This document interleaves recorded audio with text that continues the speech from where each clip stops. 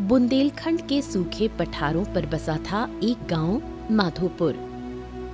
वहीं एक टूटी फूटी झोपड़ी में रहता था शिवा, एक गरीब, मेहनती और ईमानदार युवक जिसे किस्मत जैसे बार बार धोखा देती रहती थी। शिवा खेत में फावड़ा चला रहा था, तपती धूप में पसीने से लथपथ चेहरा, पर हिम्मत अब भी बाकी थी। खेत बंजर पड़ा था, पानी की एक बूंद तक नहीं थी। इतनी मेहनत कर ली हमने, फिर भी हमारे खेतों में कुछ ना उग रहो। हमारी तकदीर तो ऐसा लग रहा है कि सच में पत्थर ही पर लिखी गई है। तभी उसका दोस्त प्रीतम वहां आ पहुंचा। काय रे शिवा, तू फिर से मिट्टी खोद रहा है? अरे हमने तो सुना है कि इस बार तो बीज ने भी मना कर दिया कि भैया हम इस मिट्टी पर ना उगे हैं। अरे प्रीतम, तू तो जानता है मेहनत करने वालों को भगवान देर से देता है, पर देता जरूर है। भगवान? अबे तेरे हिस्से का तो भगवान भी भूल गया। पूरा गांव कहता है कि तू तो जन्मजात बदकिस्मतैया है। हाँ, ज्यादा खीखी करके दांत न दिखाओ, बड़े आए। हमने भी सुनो है लोग क्या कह रहे, पर प्रीतम सही बताएं तो हमारे अंदर से ना एक आवाज कहती है कि हमारी तकदीर बदलेगी। जब कोई भी ना मानेगा ना पूरे गांव में, तब भी हमको लग रहा है कि हमारी तकदीर तो बदलेगी। हाँ, अबे तू भी ना शिवा सपनों की रोटी पर जिंदा है। कम से कम हमारा दिल तो जिंदा है प्रीतम, और उम्मीद भी।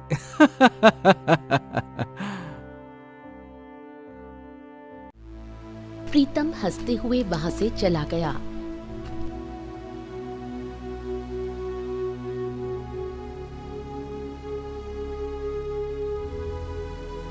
शाम को शिवा अपने घर लौट आया। उसकी माँ मिट्टी की चूल्हे पर बैठी थी, पर चूल्हा ठंडा पड़ा था। बेटा, लगता है भगवान ने तेरी तकदीर बिना स्याही की कलम से लिखी है। ए अम्मा, तुम ही तो सिखाती हो, हिम्मत कभी ना हारनी चाहिए। पर बेटा, जब पेट भूखा हो और किस्मत अंधी, तब माँ का दिल कांप जाता है। अपने दिल को जरा थाम तो अम्मा। तू देखना, जिस मिट्टी को सबने छोड़ा है ना, वहीं हम एक दिन सोना उगाएंगे। हाँ, तेरा भरोसा अभी भी नहीं टूटा? हमारा भरोसा अबे ना टूटो अम्मा। तकदीर को हम नहीं चुन सकते, पर तकदीर से हारना भी तो जरूरी नहीं है ना। तू बस हमारा साथ दे अम्मा, फिर देख हम क्या कमाल करते हैं।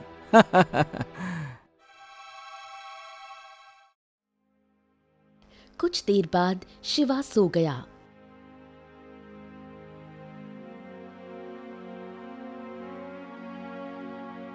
अगली सुबह शिवा खेत जाने को तैयार होने लगा।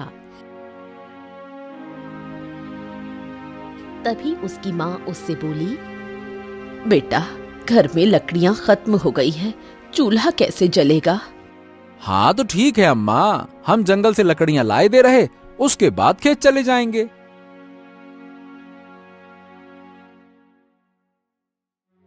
ये कहकर शिवा जंगल की ओर निकल पड़ा। वो आधे रास्ते पहुंचा ही था कि उसे रास्ते में उसके कानों में उसकी प्रेमिका वृंदा की आवाज टकराई। अरे शिवा, तुम यहाँ?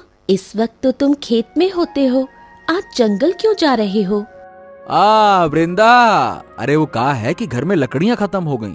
खेत का काम हम बाद में करेंगे, पहले अम्मा के चूल्हे की चिंता तो दूर कर दें।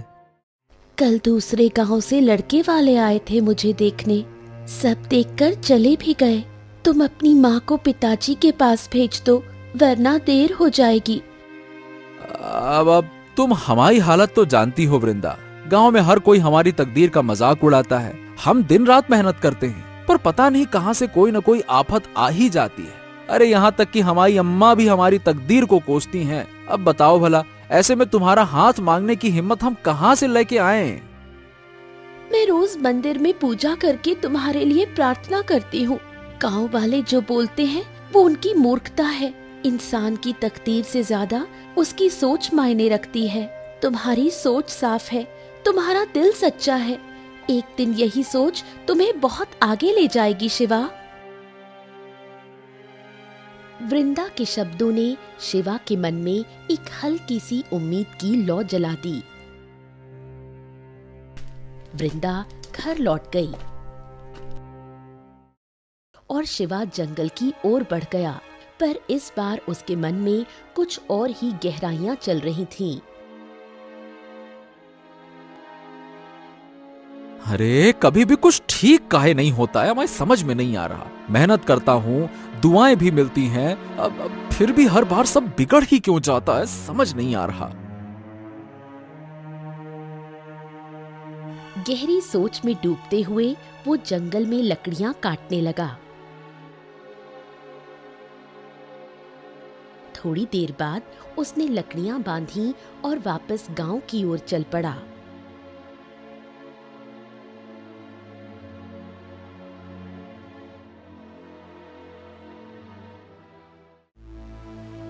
अरे ये कौन सो रास्ते पे आ गए हम? ये तो, अरे दद्दा रे, हम तो रास्ता ही भटक गए। शिवा जंगल के उस हिस्से में आज तक कभी नहीं आया था। तभी तेज बारिश शुरू हो गई। आहा, ये क्या मुसीबत है, अब बारिश भी। बारिश से बचने के लिए वो किसी छांव की तलाश में इधर उधर भागने लगा।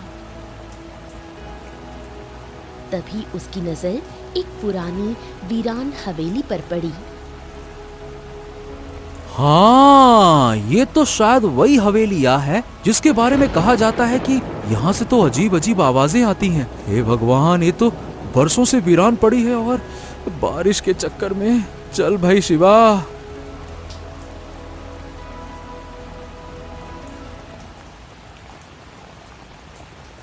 डरते डरते शिवा उस हवेली के नजदीक पहुंचा। बारिश भी तेज थी और भूख की ज्वाला भी बढ़ रही थी। हाँ, बस कुछ देर हम बैठेंगे, उसके बाद बारिश रुकते ही यहाँ से रफू चक्कर भैया, यहाँ ना रुकना। पर जैसे ही उसने कदम अंदर रखा, उसकी आंखें फटी की फटी रह गईं। अंदर का दृश्य वैसा नहीं था जैसा बाहर से लगता था। हवेली भीतर से टूटी फूटी नहीं, बल्कि किसी पुराने राजा की तरह सजी हुई थी। दीवारों पर प्राचीन चित्र, फर्श पर महंगे गलीचे और कमरे के बीचों बीच रखी एक बेशकीमती बंदूक। है, ये कैसे हो सकता है? बाहर से ये हवेली तो एकदम खंडहर जैसी और अंदर, ओ दादा रे, किसी राजा के महल जैसी। शिवा अब भूल चुका था कि वो रास्ता भटक गया था। तभी शिवा की नजर एक कमरे की ओर चली गई, जहां से कुछ आवाजें आ रही थीं। शिवा उस कमरे की ओर बढ़ गया। सामने का दृश्य देखकर वो बुरी तरह चौंक गया। हैं? जो का है, एक बड़े से पिंजरे में तोता बंद है और ऊके बगल में एक खूंटे से बंधा एक गधा भी है। तोता और गधा संगे संगे, बड़ी विचित्र बात है। ये वीरान हवेली में ये तोता और गधा क्या कर रहे? ये तोता तो देख के ऐसे लग रहा है कि जैसे रोज खाता पीता है, और ये गधा तो ऐसा लग रहा है जैसे अबई अबई बांधा गया है। इसका मतलब क्या कोई इस हवेली में रहता है? तभी तोता शिव को देखकर इंसानी आवाज में बोल पड़ा। आखिरकार तू आ ही गया शिवा, लेकिन तूने आने में देर कर दी। तभी गधा भी इंसानी आवाज में बोल पड़ा। तो क्या हो गया? अगर सुबह का भूला शाम को आ जाए तो उसे भूला ना कहते।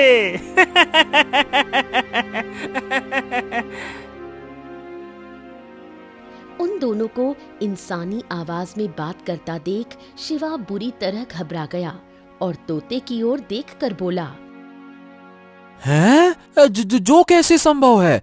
तुम तो एक तोता हो, तुम इंसानों की भाषा में कैसे बात कर सकते हो? और गधा भी, ये कैसे इंसानों की भाषा में बात कर रहा है? शिवा की बात सुनकर तोता हंसते हुए बोला, हम दोनों इंसानों की भाषा में क्यों और कैसे बात कर रहे हैं, इसका रहस्य तुझे कुछ देर बाद में पता लग जाएगा। हम ये तुझे अभी नहीं बता सकते, पर इतना जरूर बता सकते हैं कि हम दोनों को एक वरदान प्राप्त है। इस हवेली में कोई नहीं आता, तू पहला मनुष्य है जो यहाँ आया है। तभी गधा हंसते हुए शिवा से बोला, और तू बड़ा तकदीर वाला भी है। ये सुनकर शिवा चौंक गया। तोता शिवा से बोला, मेरे दोस्त डर मत, हम तेरा कोई नुकसान नहीं करेंगे। अब मेरी बात ध्यान से सुन, मुझे वरदान मिला है कि मैं इंसान को सही राह दिखा सकता हूँ, और मेरे दोस्त गधे को वरदान मिला है कि वो इंसान को विनाश की राह दिखा सकता है। ये सुनकर शिवा चौंक गया और बोला, हैं? का मतलब? तभी गधा इंसानी आवाज में बोला, अरे भाई, मतलब ये है कि हम किस्मत तो नहीं लिखते, पर हम ऐसे मौके जरूर दिखाते हैं जिससे किस्मत बनाई जा सकती है। एक राह भलाई की और एक राह बर्बादी की। जो तू चुनेगा उसी से तेरी किस्मत बनेगी।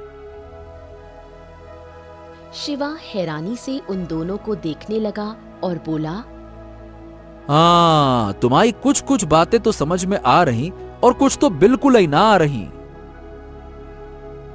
तभी तोता शिवा से बोला, हम समझाते हैं। देखो, आज पूर्णिमा है और हर पूर्णिमा की रात को हम दोनों तुझे एक एक रास्ता दिखाएंगे। तू जो चुनेगा वही तेरी दिशा तय करेगा। अगर मैं तुझे अच्छाई का रास्ता दिखाऊंगा तो ये गधा तुझे उसी रास्ते पर चलते हुए उसका विपरीत परिणाम भी दिखाएगा। परिणाम विपरीत होगा और तेरे लिए वो परिणाम बुरा भी हो सकता है। और तेरा चुनाव ही तेरी किस्मत तय करेगा। अगर तू सही चुनाव करेगा तो विश्वास कर, तेरी तकदीर के सितारे पलट जाएंगे। शिवा गहरी सोच में डूब गया।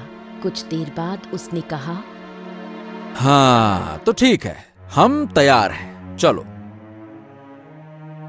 तोता बोला, तो फिर जा, तेरे गांव में एक बहुत पुराना कुआं है ना?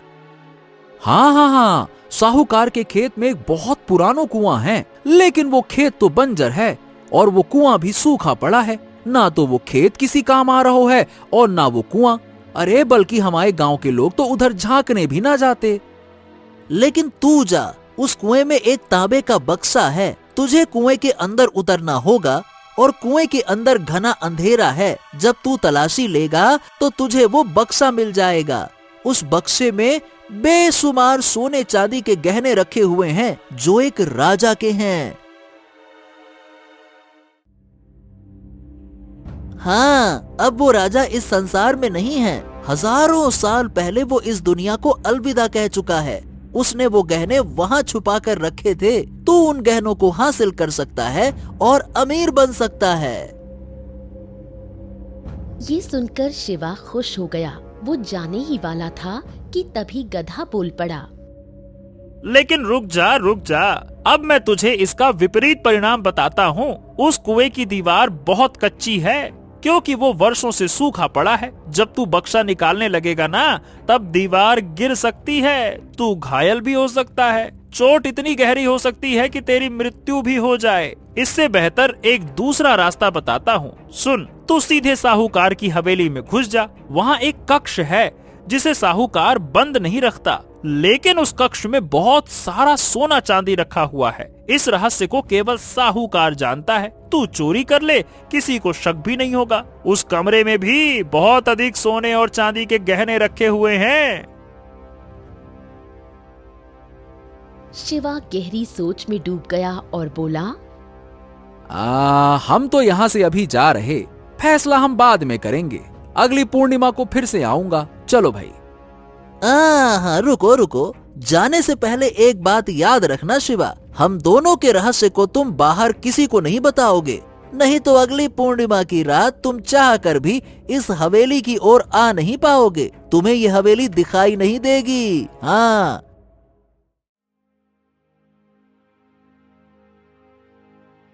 शिवा सीधे साहूकार के बंजर खेत की ओर चला गया। खेत की ओर जाते हुए वो बड़बड़ाने लगा। हमें तो लग रहा है कि इस बार वाकई में हमारी तकदीर बदलने वाली है। हाँ।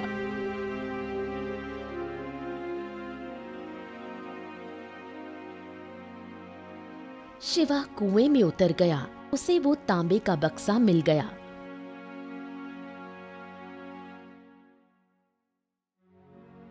शिवा बक्से को लेकर कुएं से बाहर आ गया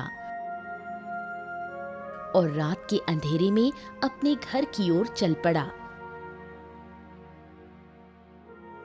घर पहुंचकर उसने वो बक्सा खोला तो उसमें बेशुमार गहने देखकर उसकी मां चौंक गई। इतने सारे सोने के गहने तेरे पास कहां से आए? अरे अम्मा, बस समझ लो यही हमारी तकदीर में लिखा था। और अम्मा विश्वास करो, तुम्हारा बेटा कभी चोरी ना कर सकता। शिवा की मां भावुक हो गई और बोली, मुझे पूरा विश्वास है तू कोई गलत काम नहीं कर सकता।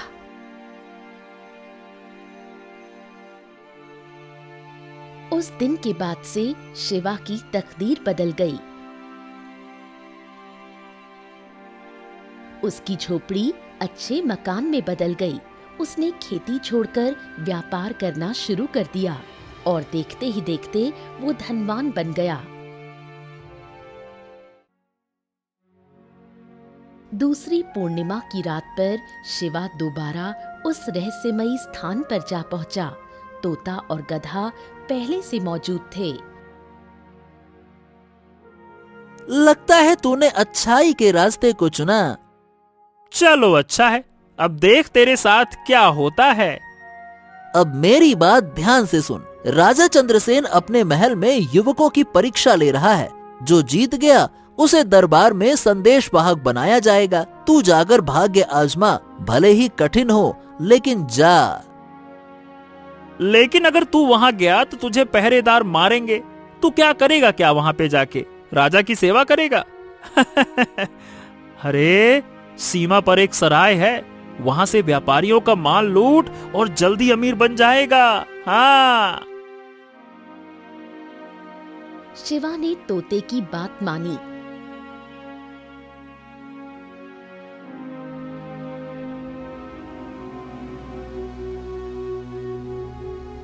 और महल पहुंच गया। राजमहल के प्रांगण में युवकों की भीड़ लगी थी।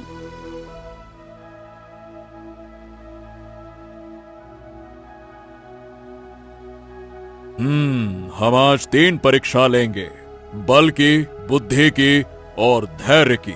जो इन तीनों में सफल होगा वही बनेगा हमारा विशेष संदेश वाहक।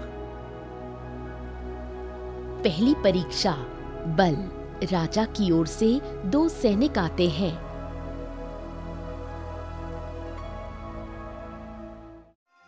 पहली चुनौती, हाथियों को नियंत्रित करना। जो उन्हें वश में करेगा वही आगे बढ़ेगा।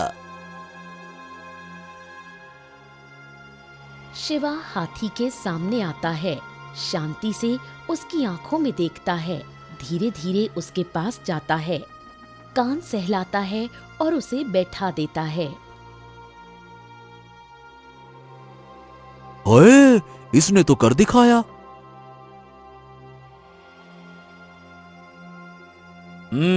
शाबाश। अगली परीक्षा बुद्धि की परीक्षा। बुद्धि। एक पहेली है। 4 दीवारों में बंद हूँ मैं, ना मैं दिखता ना मैं चलता। मेरे बिना सब मौन है, मुझसे ही हर बात पलता। शिवा सोचते हुए बोला, हाँ, हर बात पलता, मौन। हाँ, उत्तर है शब्द। बिल्कुल सही। और अब तीसरी और सबसे कठिन परीक्षा धैर्य। राजा की आज्ञा से युवकों को गर्म धूप में एक घड़े को सिर पर रखकर 5 कोस चलने को कहा जाता है। घड़ा पानी से भरा है और वो गिरना नहीं चाहिए।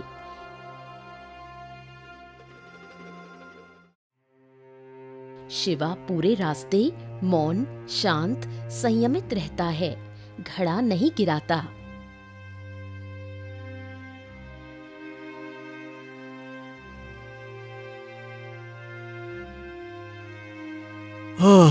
अब मैं नहीं चल सकता।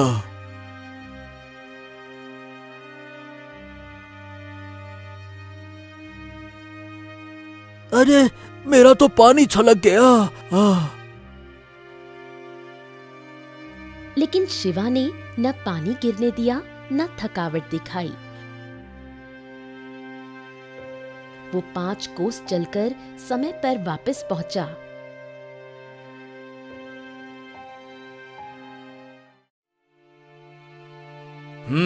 तो तीनों परीक्षा में जिसने विजय पाई वो शिवा है। हम इसे राज्य दरबार का संदेश वाहक नियुक्त करते हैं। दरबार गूंजता है, जय हो जय हो। राजा चंद्रसेन की सेवा में हम सदा समर्पित हैं। महाराज की जय हो।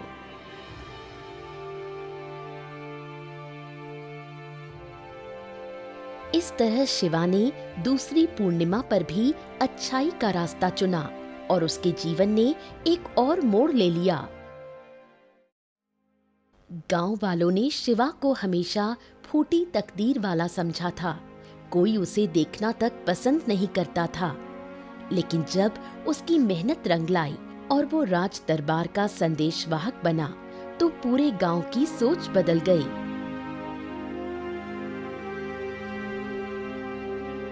अरे भाई, शिवा तो अब तकदीर वाला बन गया रे। जैसी तकदीर पलटी है, वैसी शायद किसी की पलटे। वही गांव जो कभी उसका उपहास करता था, अब उसे सम्मान की दृष्टि से देखने लगा। कुछ समय बाद गांव का मुखिया स्वयं उसके घर आया। प्रणाम माताजी, प्रणाम। अब अगर आपकी अनुमति हो तो मैं अपनी पुत्री वृंदा का विवाह शिवा से करना चाहता हूँ। ये हमारे लिए सौभाग्य की बात होगी। हर पिता यही तो चाहता है कि उसकी पुत्री किसी तकदीर वाले के साथ ब्याही जाए।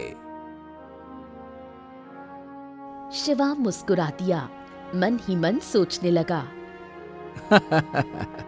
हाँ, तकदीर भी कैसो कैसो खेल दिखा रही। जो कभी मेरा नाम नहीं सुनना चाहता था, वो आज अपनी बेटी का हाथ मेरे हाथ में देना चाहता है। हाँ।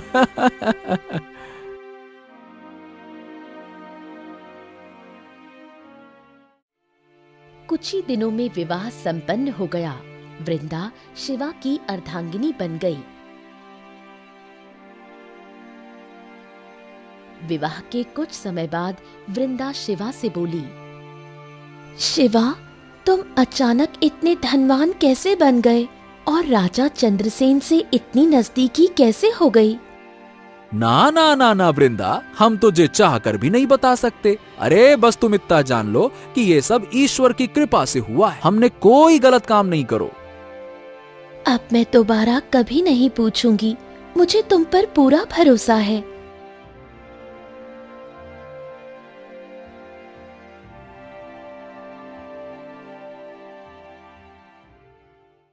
समय बीतता गया, लेकिन पूर्णिमा की रात शिवा को फिर से तोते और गधे की याद आई।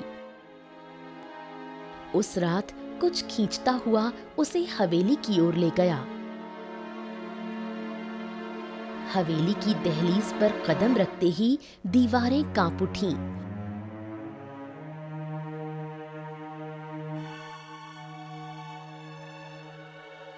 अंदर बैठा तोता और गधा शिवा को देखकर चौंक उठे।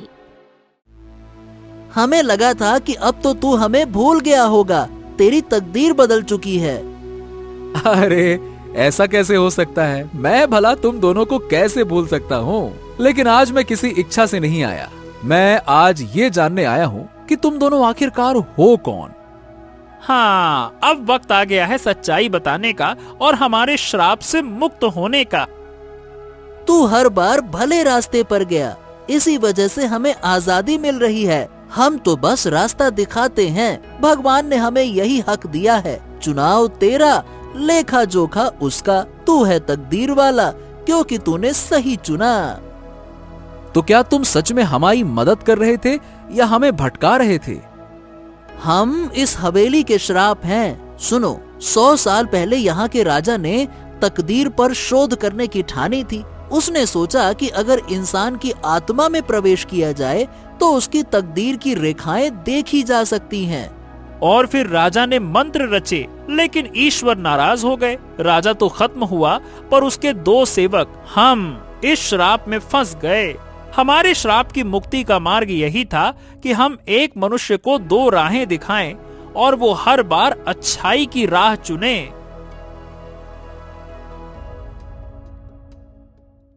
शिवा ने हर बार वही चुना जो कठिन था लेकिन सही था।